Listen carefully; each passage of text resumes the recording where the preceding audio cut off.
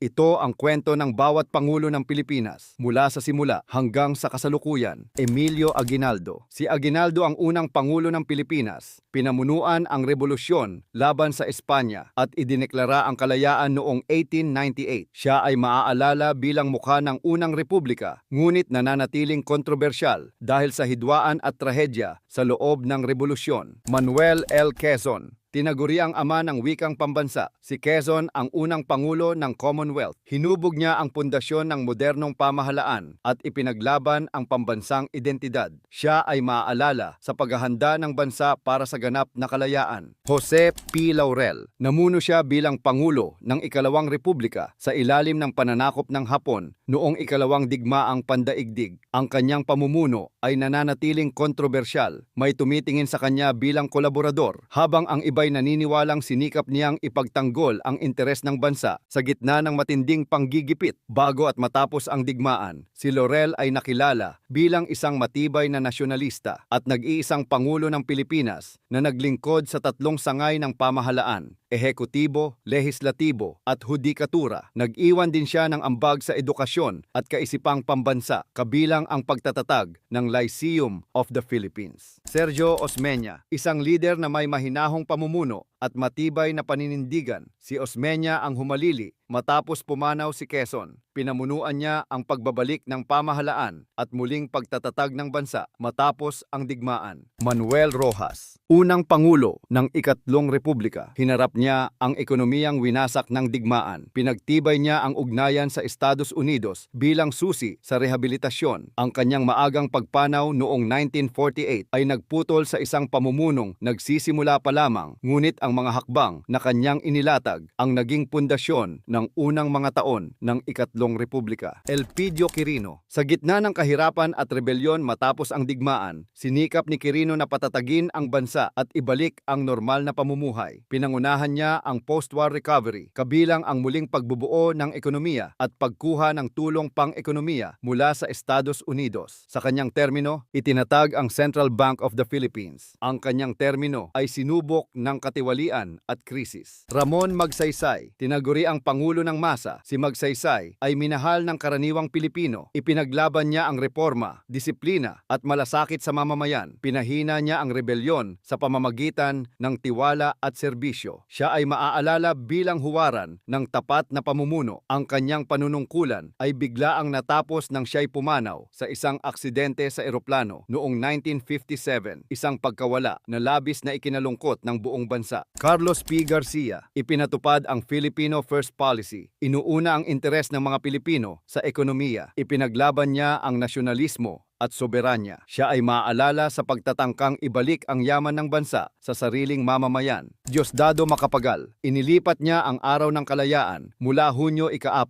tungo sa Hunyo 12 bilang pagkilala sa rebolusyon laban sa Espanya. Ipinaglaban niya ang reforma sa lupa at nilagdaan ang Agricultural Land Reform Code na naglalayon na ibigay sa magsasaka ang lupang kanilang sinasaka. Sa larangan ng ekonomiya, pinalaya niya ang piso mula sa kontrol sa palitan at import restrictions bilang hakbang upang pasiglahin ang ekonomiya at palawakin ang kalakalan. Ferdinand Marcos Sr., isa sa pinakamahabang termino sa kasaysayan, idineklara ang batas militar noong 1972 na nagdala ng kaayusan para sa ilan, ngunit takot para sa iba. Sa kanyang pamumuno, itinulak ang malalaking proyektong pang-imprastruktura, mga kalsada at tulay, kabilang ang Maharlika Highway, pati ang unang light rail transit at mga proyektong pang-enerhiya. Isinulong din ang Green Revolution upang palakasin ang produksyon ng pagkain at ang kilusan ng kabuhayan at kaunlaran na naglalayong magbigay ng kabuhayan at puhunan sa mahihirap. Itinuturing bilang isa sa pinakakontrobersyal na personalidad sa kasaysayan ng Pilipinas. Natapos ang kanyang pamumuno sa pamamagitan ng People Power Revolution. Corazon Aquino. Simbolo ng pagbabalik ng demokrasya na luklok matapos ang mapayapang People Power Revolution. Ipinanumbalik niya ang mga demokratikong institusyon at pinangasiwaan ang pagbuo ng konstitusyon ng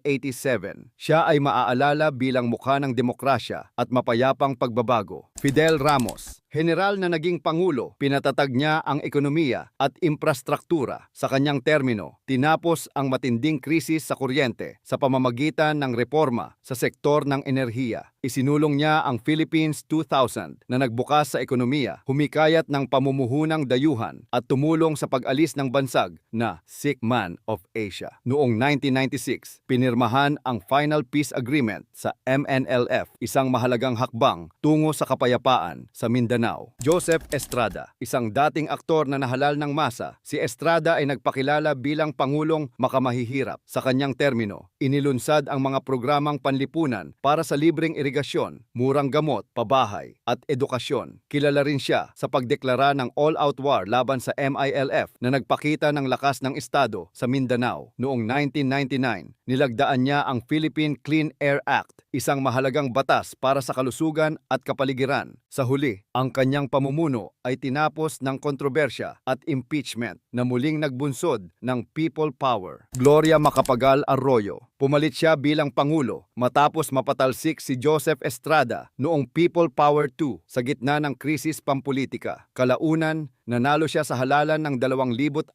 at pinamunuan ang bansa sa panahong nakatuon sa fiscal stability, trabaho at infrastruktura bilang bahagi ng pagbawas sa kahirapan. Sa kanyang termino, nilagdaan ang mahahalagang batas tulad ng mga programa sa disaster risk reduction, benepisyo para sa senior citizens, automated elections, at ang Magna Carta of Women. Noong 2006, tuluyan niyang inalis ang parusang kamatayan sa Pilipinas, isang makasaysayang hakbang sa direksyon ng karapatang pantao. Benigno Aquino III, ipinaglaban niya ang daang matuwid na nakatuon sa good governance at transparency. Sa kanyang termino, lumakas ang ekonomiya at tumaas ang tiwala sa mga institusyon. Sa larangan ng kapayapaan, nilagdaan ang Comprehensive Agreement on the Bangsamoro, isang mahalagang hakbang tungo sa kapayapaan sa Mindanao. Sa usaping panlabas, iginigiit ng Pilipinas ang soberanya sa West Philippine Sea na nagbunga ng panalo sa international arbitration laban sa China. Nilagdaan din niya ang K-12 education reform na nagbago sa sistema ng edukasyon ng bansa. Rodrigo Duterte, isang matapang at hindi tradisyonal na lider. Sa kanyang termino, isinulong ang Build program na nagpasimula ng malalaking proyektong pang-infrastruktura sa mga kalsada, tulay, paliparan at riles sa buong bansa. Pinangunahan din niya ang malawakang kampanya laban sa ilegal na droga, isang patakarang umani ng suporta at matinding batikos. Sa ugnayang panlabas, itinulak niya ang isang mas independenteng foreign policy na nagbago sa direksyon ng diplomasya ng Pilipinas. Ang kanyang pamumuno ay lubhang kontrobersyal, ngunit nanatili siyang popular sa maraming Pilipino. Ferdinand Marcos Jr.